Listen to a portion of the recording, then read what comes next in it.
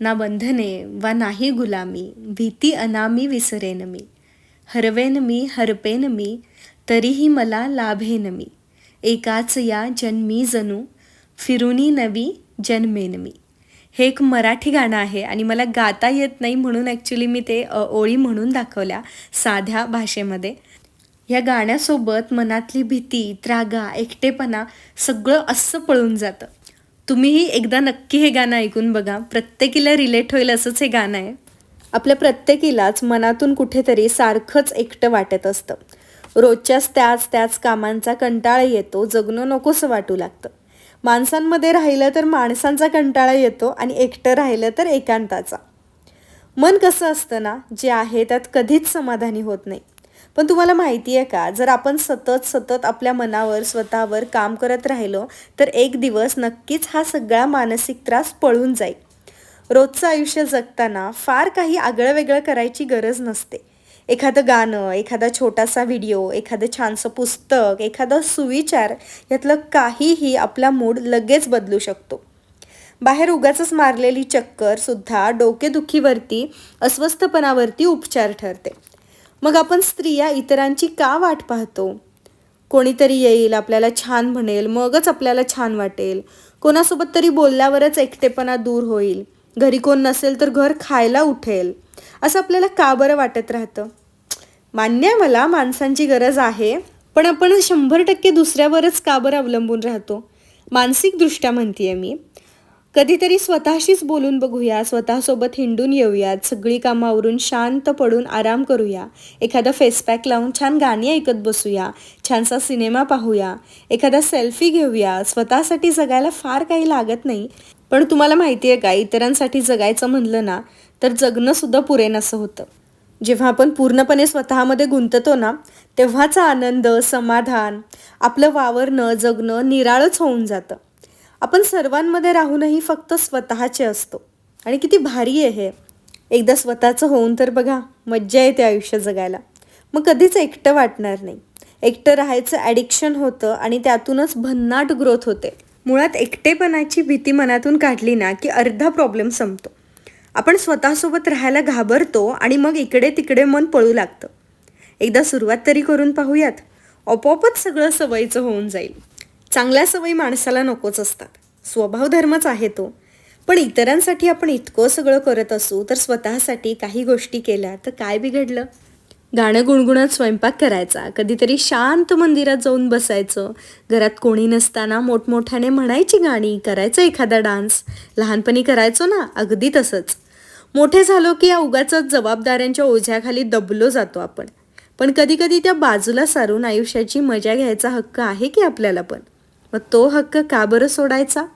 हे सगळं केल्याने खांद्यांमधलं बळ वाढतं, सगळं सोपं होतं, कारण मन हलकं होतं. मनावरचं ओझं कमी करणं गरजेचं आहे. नाहीतर मग तब्येत, नाती, कामं सगळंच बिघडत जातं. सगळं बिघडत असताना आपण आनंदी राहू शकू का? नाही ना. मग इतका सगळा व्याप करून काय उपयोग? या सगळ्याची सुरुवात एकटं वाटण्यापासून होते. पण आपण एकांतावर येऊन थांबायला शिकलं पाहिजे. एकटेपणाला कमजोरी नाही तर एकांताला स्वतःची ताकद करूयात. त्याने सगळं बदलेल. आणि आता बदललंच पाहिजे. आणखी किती दिवस या भावनेसोबत जगणार आहोत आपण? आणि का? आजपासून, आत्तापासून ठरवायचं. छान दिसायचं, छान राहायचं, मस्त हसायचं, रडू आलं की भरपूर रडायचं, मोकळं व्हायचं, स्वतःला बदलायचं. इतरांसाठी नाही, स्वतःसाठी. कारण तूच आहेस तुझ्या जीवनाचा शिल्पकार. कोण छान म्हणेल, कोण कौतुक करेल, याची वाट पाहणं आता सोडूयात. सुंदर आयुष्याला आणखी सुंदर बनवूयात. दिवसातला ठराविक वेळ फक्त स्वतःसाठी राखून ठेवूया. त्यात स्वतःला तयार करूयात. स्वतःला माफ करूया. आनंदी राहण्यासाठी काय काय हवं आहे ते सगळं शोधूया आणि तसंच करूया. थोडंसं मागे जाऊयात. मागे जाऊन पाहूयात आपण कसे होतो, काय करायचो, काय केल्याने आनंदी व्हायचो, ते सगळं करूया. पुन्हा स्वतःचा शोध घेऊयात. एखादी नवी कला शिकूयात, नवा छंद जोपासूयात. मुलांमध्ये, कुटुंबामध्ये रमतोच की आपण नेहमी. आजपासून स्वतःमध्ये रमूयात. आणि हे सगळं करायला हरकत काय ना? यात न करण्यासारखं किंवा वेळ न मिळण्यासारखं काहीच नाही आहे. कोण काय म्हणेल का याची भीती वाटतेय का? सर्वांनाच असते ती. काही केलं नाही केलं सगळे काही ना काही म्हणणारच आहेत. मग कुठे अडतंय?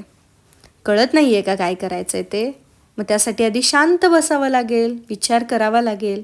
आपल्याला काय आवडायचं, आपण काय आहोत, आपण काय करायचो, किंवा कधी काही केलंच नसेल तर काय केल्याने आपल्याला आनंद होतो याचा थोडा विचार करायला नको? स्वतःचा अभ्यास करायला नको? मुलांना काय हवं आहे, कुटुंबियांना काय हवं आहे, मित्रमैत्रिणींना काय हवं आहे, सगळ्याचा विचार करतो ना आपण. मग आपल्याला काय हवं आहे याचा विचार नको का करायला? हां, आता पुन्हा हेच उत्तर असेल की वेळ कुठे? का वेळ नाही आहे? वेळ तर आहे. आपण स्वतःला महत्त्व देत नाही आहे. आपण सगळ्या गोष्टींना महत्त्व देतो आहे, पण स्वतःला महत्त्व देत नाही आहे. ज्या गोष्टींना आपण महत्त्व देतो त्यासाठी आपल्याला वेळ असतोच की. मग थोडंसं महत्त्व आपल्या आनंदाला दिलं, आपल्या आनंदासाठी काहीतरी केलं तर काय हरकत आहे? असं म्हणतात आवड असेल तर सवड निघतेच. मग एखाद्या गोष्टीची खरंच आपल्याला आवड असेल, आपल्याला काय आवडतं हे आपल्याला जर माहिती असेल किंवा आपल्याला काय आवडतं ह्याची आपण माहिती घेतली तर आपल्याला ते करण्यासाठी सवड नक्कीच मिळेल ना. आणि खरं सांगू का, जोपर्यंत आपण स्वतःसाठी जगायला सुरू करत नाही ना तोपर्यंत ते किती आनंददायी आहे हे आपल्याला कळणारच नाही आहे. जेव्हा आपण एखादी गोष्ट आपल्यासाठी करतो आणि आपल्यामुळे आपल्या चेहऱ्यावरती जेव्हा हसू येतं ना त्यावेळेला आपल्याला समजतं की अरे खरंच हे किती भारी आहे आणि आपण हे आधी का नाही केलं. वेळ खूप कमी आहे, पुन्हा ही वेळ मिळणार नाही आहे. आणि नंतर असं वाटायला नको की आपण काहीच केलं नाही, स्वतःसाठी जगलोच नाही, नुसतंच पळत राहिलो इतरांसाठी. म्हणूनच आत्ता थोडेसे डोळे उघडूयात, खडखडून जागे होऊयात आणि आपल्याला काय हवं आहे याचा विचार करूयात. थोडंसं स्वतःसाठी जगूयात. आयुष्याच्या वळणावरती प्रत्येकजण हरवतो, मी सुद्धा हरवले होते आणि आता मी कुठेतरी स्वतःकडे पुन्हा यायला लागली आहे.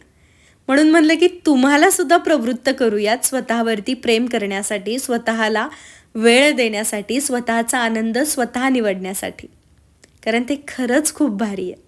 मस्त स्वयंपाक करत तुमच्याशी गप्पा झालेल्या आहेत आणि हे सगळं बोलायला, हे सगळं तुम्हाला सांगायला, तुम्हाला स्वतःवरती प्रेम करायला लावायला मला खूप छान वाटतं. त्यातून मला आनंद मिळतो. मी जे जे काही स्वतःसाठी करते ते प्रत्येकीने स्वतःसाठी केलं पाहिजे असं मला नेहमी वाटतं आणि म्हणूनच माझ्या व्हिडिओच्या माध्यमातून मी ते तुमच्यापर्यंत पोहोचवण्याचा, तुम्हाला सांगण्याचा प्रयत्न करत असते. तुम्हाला हे सगळं आवडतंय का? मला कमेंट्समध्ये प्लीज लिहून सांगा. मला कमेंट्स वाचायला खूप छान वाटतं आणि आणखी काहीतरी नवीन करायचं मोटिवेशन मिळतं. हा व्हिडिओ तुमच्या मैत्रिणीसोबत शेअर करा, तिलासुद्धा खूप छान वाटेल आणि मलासुद्धा खूप छान वाटेल.